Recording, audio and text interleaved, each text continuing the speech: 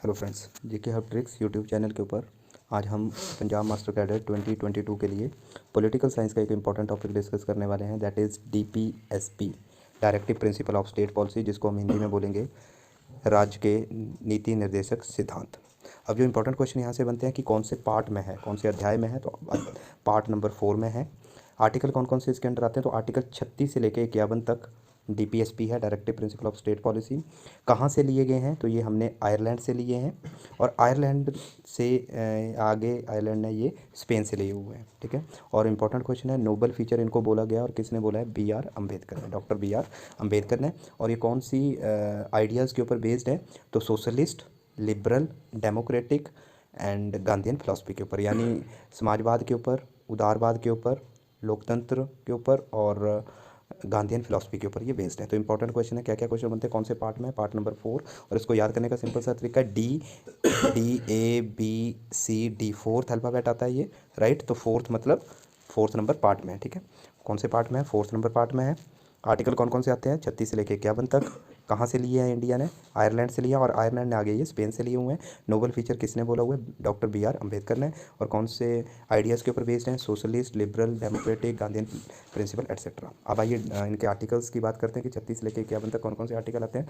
तो सबसे पहले जो मोस्ट इंपॉर्टेंट है आर्टिकल 36, इसमें क्या किया गया है, स्टेट वर्ड को डिफाइन किया गया है कि स्टेट किस चीज़ को एक्सप्लेन करता है, क्या मतलब है। तो राज मतलब पूरे देश को, नेशन को ये डिफाइन करता है। 37 एप्लीकेशन ऑफ प्रिंसिपल, मतलब इस प्रिंसिपल डीपीएसपी की क्या, इस प्रिंसिपल की एप्लीकेशन क्या है, मतलब ये राज्य को कौन कौन से मतलब डायरेक्शन देता है। ठीक है, आर्टिकल 38 में वेलफेयर ऑफ स्टेट, मतलब उस राज्य के लिए जो कल्याणकारी जो काम है वो सरकार करेगी, वो उस राज्य को क्या दिए गए हैं, कल्याणकारी जो भी गवर्नमेंट के डिसीजन है वो होंगे।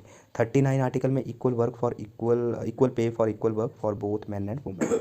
ये जो आर्टिकल है इसके आगे भी पार्ट्स हैं ABCD। ठीक है, तो उसमें से जो मेन फोकस है इस आर्टिकल में वो है कि जो महिलाएं और जो पुरुष हैं उनके लिए इक्वल पे होगी और इक्वल वर्क होगा, article.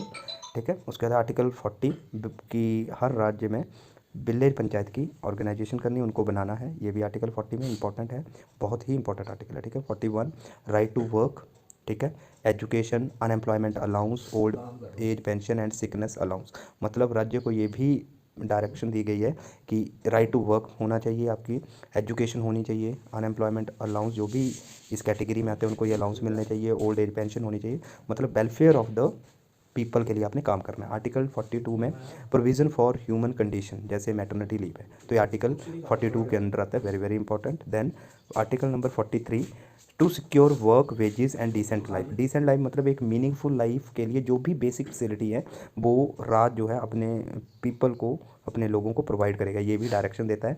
Article 44 uniform civil code, मतलब सभी इक्वल है। ठीक है, कोई डिस्क्रिमिनेशन नहीं होगा, uniform civil code. Article 45 very very important article है, फ्री एंड कंपलसरी एजुकेशन का, जिसमें बच्चों के लिए न्यूट्रिशन प्रोवाइड करना वो भी राज्य सरकार की या राज्य की, मतलब पूरे जो गवर्नमेंट है उसकी जिम्मेवारी होगी, उसको डायरेक्शन देता है।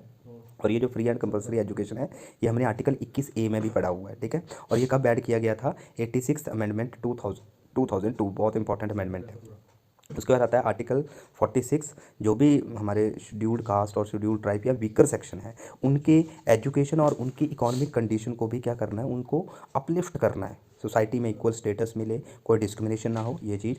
आर्टिकल 47 में जो पब्लिक हेल्थ है उसमें भी इम्प्रूवमेंट करनी है, उसमें आप उत्तरदायी हो 47 आर्टिकल में, जैसे प्रोहिबिशन ऑफ ड्रग्स, ड्रिंक्स, जितने भी शराब है या जितने भी अदर काइंड के जो भी नशा तस्करी होती है तो उनको भी ख़त्म करना है, या ये डायरेक्टिव प्रिंसिपल एक डायरेक्शन देता है स्टेट को। उसके बाद 48 की, मतलब जितने भी एनिमल हस्बेंड्री हैं, जितने भी दूध देने वाले जितने भी जानवर हैं उनकी भी आपने क्या करना है, उनकी प्रोटेक्शन करनी है। उनके स्लॉटर हाउस जितने भी चल रहे हैं, जैसे स्लॉटर ऑफ काऊ, गाय को मारना, तो वो सारे का सारा बंद होना चाहिए आर्टिकल 48 के अंदर। 49 के अंदर इंपॉर्टेंट है, टू प्रोटेक्ट द मोनूमेंट, जितने भी हिस्टोरिकल मोनूमेंट हैं या हमारे यूनेस्को वर्ल्ड हेरिटेज साइट है, लाइक फोर्ट है, तो उनको भी प्रिजर्व करना है, उनको प्रोटेक्ट करना है। आर्टिकल 50 इंपॉर्टेंट है, separation of judiciary from the executive. ठीक है, न्यायपालिका को कार्यपालिका से अलग करना है, वो 50 बोल रहा है आर्टिकल। और लास्ट आर्टिकल है 51 article, international peace and security, मतलब जो हमारी फॉरेन पॉलिसी है, फॉरेन पॉलिसी कैसी होगी, जो हमारे दो मेन पॉइंट के ऊपर बेस्ड है, इंटरनेशनल पीस के ऊपर और सिक्योरिटी के ऊपर। ठीक है। तो ये मेजर हमारे आर्टिकल थे डीपीएसपी के। इसमें इंपॉर्टेंट आर्टिकल कौन कौन से हैं वो एक बार हम देख लेते हैं। Article number 40, article number 38 welfare of the state, article number 40 village panchayat, article 44 uniform civil code, article number 50 separation of judiciary from executive and article 51 foreign policy. तो ये बेसिक कॉन्सेप्ट था रिलेटेड टू द डीपीएसपी, राज्य के नीतिक निर्देशक सिद्धांत। सो I hope आपको ये टॉपिक समझ आया है। If any doubt you can ask in the chat box. Thank you very much.